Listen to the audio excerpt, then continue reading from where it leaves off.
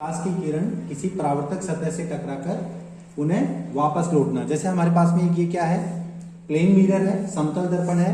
हम यहाँ पे इस पे एक लेजर लाइट का ये लेजर लाइट डालते हैं अपन। जैसे ही लेजर डाल रहे हैं, देखो क्या लेजर लाइट का फोकस कहीं वापस आ रहा है, तो इसका मतलब ये इससे टकरा करके क्या आ रही है, वापस से रिफ्लेक्ट हो रही है। वापस से क्या हो रही है, रिफ्लेक्ट हो रही है, वापस से इस पे परावर्तित हो रही है। इस घटना को हम क्या कहते हैं, यानी वापस उसी माध्यम में लौट रही है ना, इसे ही हम क्या कहते हैं, परावर्तन कहते हैं। अब परावर्तन की एक नियम है जो मैंने कल भी आपको समझाया था, फिर से मैं आपको प्रैक्टिकल से समझा रहा हूं कि परावर्तन का जो प्रथम नियम है, परावर्तन का पहला नियम क्या कह रहा है अपने को, कि आपतन कोण हमेशा बराबर तो होता है किसके, परावर्तन कोण के।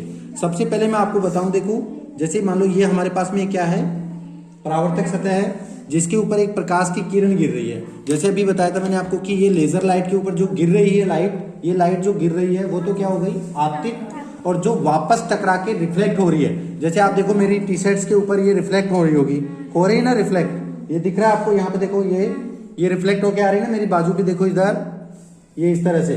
या एक सिंपल से बताता हूँ आपको, जैसे आपको इधर देखना, सर इसके ऊपर गिरेगी,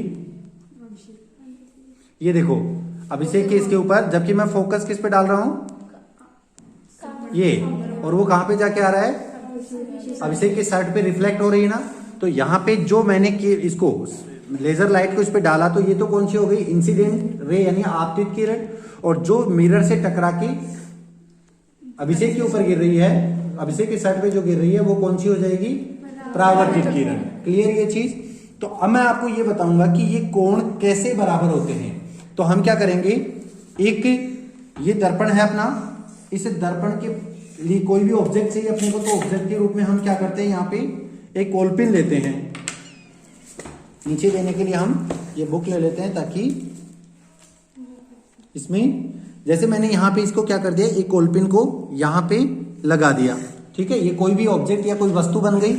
अब हम देखेंगे कि इस ऑब्जेक्ट का यहां से जो भी किरण निकल रही है, ठीक है, ये जिस भी एंगल पे इसके ऊपर गिरेगी, तो दूसरी वाली जो है, दूसरी वाला किस तरफ रिफ्लेक्ट होती है, इसके लिए हमें क्या करना है आपको। जैसे अभी हम देखेंगे, तो देखो ये जिस भी दिशा में आ रही है, जैसे यहां से इससे देखो इस तरह से लग रहा है ना ये, तो यहां पे मैंने इसको लगा दिया। अब आपको ये वाली जो है, ये वाली, इसका जो क्या बन रहा है, यहाँ पे प्रतिबिंब बन रहा है, इसकी जो इमेज बन रही है, जब इधर से आप देखोगे तो वो इमेज आपको नहीं दिखेगी, तो ये हमारा क्या हो जाएगा, इक्वल हो जाएगा। अब हम देखेंगे कि ये जो कोण बन रहा है, क्या वो इक्वल बना है या नहीं बना है। यानी हमारे पास में एक कंपास है, कंपास के अलावा इसको पहले प्रोटेक्टर की सहायता से हम देखते हैं। ये प्रोटेक्टर है, या हमारे पास में एक जो चांदा बोलते हैं अपन, इससे हम चेक करेंगे कि हमारी जो, अब मैंने आलपिन को निकाल देता हूं, ये देखो, इसको जब हम देखेंगे तो देखो बेटा, किसके बीच में, अभिलंब और आपतित किरण के बीच में जो कोण बनता है वो कौन सा बनता है, आपतन कोण। और ये कितना बन रहा है, 40 डिग्री। अब इधर से वैसे देखते हैं कि अपना रिफ्लेक्टिव एंगल जो बन रहा है वो कितना बन रहा है, ये भी 40 बन रहा है, तो इसका मतलब ये सही है। तो आपको समझ में आया, आपतन कोण और परावर्तन कोण हमेशा बराबर होते हैं, ठीक है। आगे समझ में